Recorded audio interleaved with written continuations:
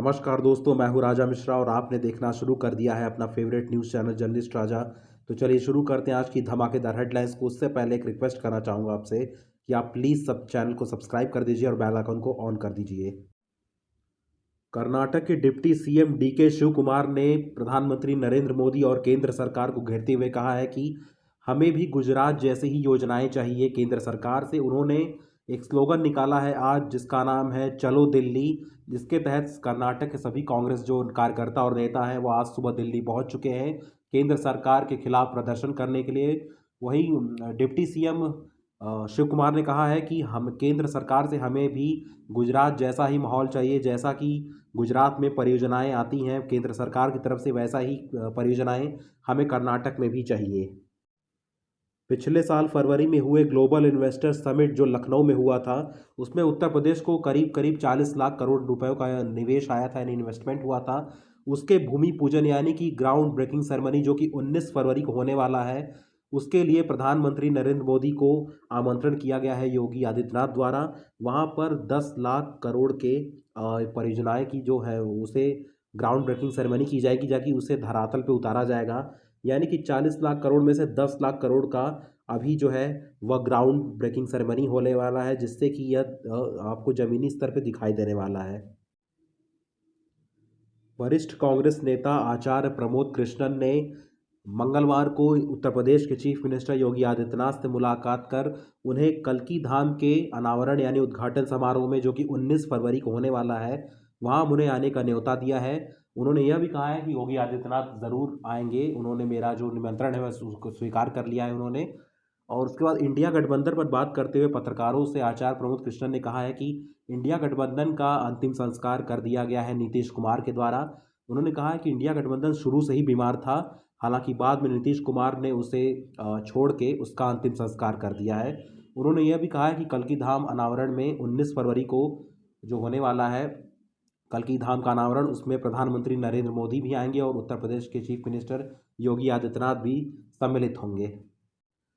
प्रधानमंत्री नरेंद्र मोदी अपने संसदीय क्षेत्र काशी यानी बनारस में 19 से 22 फरवरी के बीच 2 दिवसीय यात्रा पर आने वाले हैं। वहां पर काशी में प्रधानमंत्री 5,000 करोड़ की करीब करीब 20 परियोजनाओं की सौगात भी देंगे, मतलब उसका उद्घाटन भी करेंगे और काशी वासियों से पिछले 10 साल में हुए डेवलपमेंट के बारे में वो चर्चा भी करेंगे कि यहाँ पर क्या क्या डेवलपमेंट हुआ।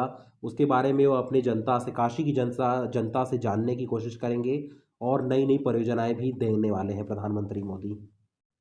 ईडी द्वारा आम आदमी पार्टी के कार्यकर्ताओं और दिल्ली के चीफ मिनिस्टर अरविंद केजरीवाल के आवास पर छापेमारी के दौरान कुछ नहीं मिलने पर दिल्ली की शिक्षा मंत्री आतिशी ने प्रधानमंत्री नरेंद्र मोदी को घेरते हुए कहा है कि प्रधानमंत्री खुद जानते हैं कि उन्हें अगर कोई चुनौती दे सकता है तो वो है अरविंद केजरीवाल। ईडी के छापे पर आतिशी ने कहा है कि ईडी चाहे आज छापेमारी कर ले चाहे 1 साल बाद कर ले, उन्हें यहाँ पर कुछ नहीं मिलने वाला है। और यह प्रधानमंत्री नरेंद्र मोदी पर उन्होंने टिप्पणी करते हुए कहा है कि उनके द्वारा ही ईडी हमारे यहाँ पर छापेमारी कर रही है। यह एक षड्यंत्र है प्रधानमंत्री द्वारा, ताकि वह आम आदमी पार्टी जो सरकार है दिल्ली में उसे गिराकर वहाँ पर बीजेपी की सरकार बना सकें। केजरीवाल के खिलाफ आज कोर्ट पहुंची है ईडी की टीम।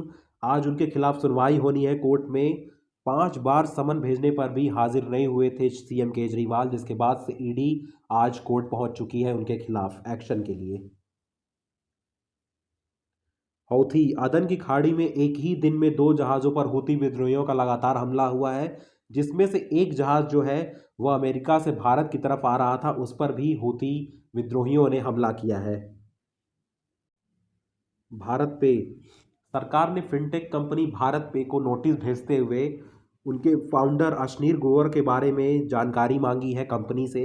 आपको बता दूं कि 2022 में भारत पे के जो सीईओ थे, पूर्व सीईओ अशनीर ग्रोवर जो शार्क टैंक इंडिया में भी बैठ चुके हैं सीज़न 1 में, उनके द्वारा उनके ऊपर कंपनी ने आरोप लगाए थे कि उन्होंने कंपनी के अंदर घोटाला किया है, जिसको लेकर उन्होंने अशनीर ग्रोवर के ऊपर केस कर दिया था धोखाधड़ी का, जिसको लेकर सरकार ने कंपनी से उनके बारे में सारी जानकारी इकट्ठा करने के लिए एक नोटिस भेजा है।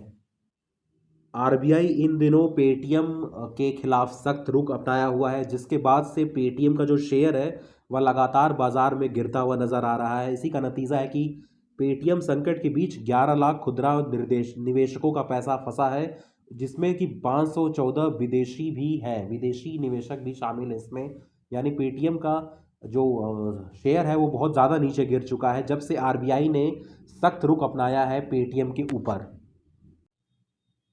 भारत के उपराष्ट्रपति जगदीप धनखड़ आज सुबह दिल्ली विश्वविद्यालय के नॉर्थ कैंपस, जो कि है इंद्रप्रस्थ वुमेन कॉलेज, वहाँ पर वो संबोधन कर रहे थे उसके 100वें वार्षिकोत्सव पे। वहाँ पर उन्होंने कहा कि जो कॉरपोरेट जगत है वह देश की बेटियों की शिक्षा में योगदान ज़रूर दे, उनके योगदान से ही देश की बेटियां आगे बढ़ेंगी और देश की बेटियों में बहुत ज़्यादा ही जज्बा है, उनके अंदर बहुत ज़्यादा जुनून है।